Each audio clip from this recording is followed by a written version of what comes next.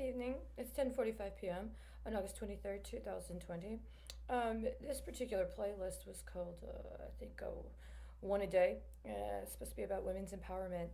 But we are 15 days later after the first one, which has a very important benchmark associated with it. It's 15 days, not 14 days. I wasn't appealing what I said, and I received no response that anybody else had attempted to. But there are things in motion, so I'm going to follow up with that. I'm going to make a notice now. Some time ago, I came across a piece of legislation called the Monograph Over the Counter Food and Drug Act. That's the title of it. I actually contacted the Solicitor General of the United States concerning elements of this bill that were of concern. There was a bill that had been sent to me as a notice from the senator from my home state. I had contacted him about other things, but it was one of those matters in which, when I got responses to my attempts to discuss important national security related matters with them, I received information about Medicare or Social Security, or in this case, Health and Human Services appropriations, including for telemedication. Telemedication has its origin in nuclear paradigms that discuss concepts of nuclear medicine going all the way back to the 50s.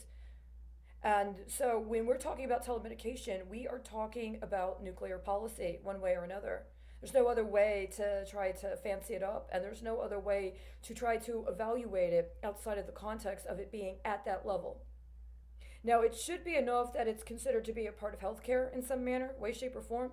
And so we should apply appropriate standards when it comes to using human test subjects or respecting people's faith or spiritual preferences when it comes to access to medication and or any sort of medical treatment. But this has not been the case for the last 10 years, and that's glaringly obvious.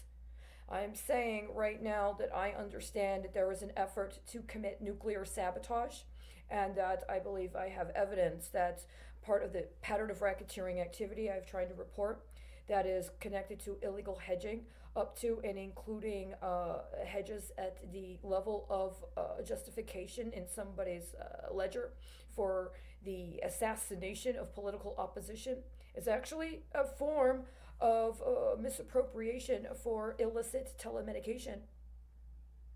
And right now, my understanding is that there's somebody from another country who's being targeted for liquidation in a very specific manner. And one of the ironic things about this is that an appropriate understanding of the context could potentially allow for us to take this moment and to understand that what we're dealing with is actually bioterror. That COVID-19 is not a public health matter. It is a coordinated, strategic, premeditated, strategically operationalized bioterrorist attack, including in manners that are attempting to influence or interfere in the election, but also as part of very significant high crimes, including crimes of treason within the United States, as well as elsewhere. Just because you're political opposition doesn't mean you have the right to revel in their torment. This kind of sadism has no real practical justification, and honestly, as a planet, we should have been way, way, way beyond that.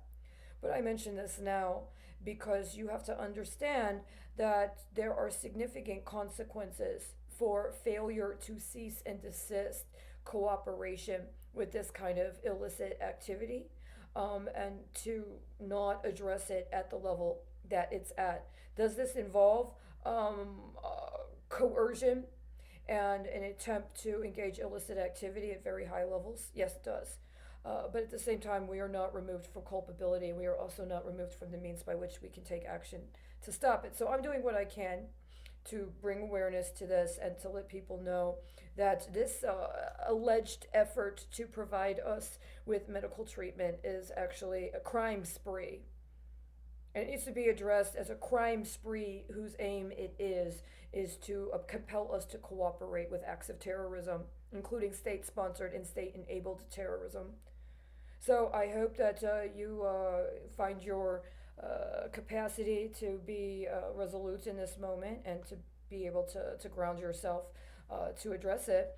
But hopefully, we are beyond any of this petty, pedantic attempt to try to express workers' rights in a misrepresentation of the harvesting of people's bioenergy, including in manners connected to the nuclear implications of this bio warfare, this biological warfare.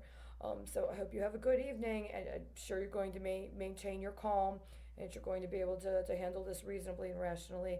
And I look forward to hearing from you in person.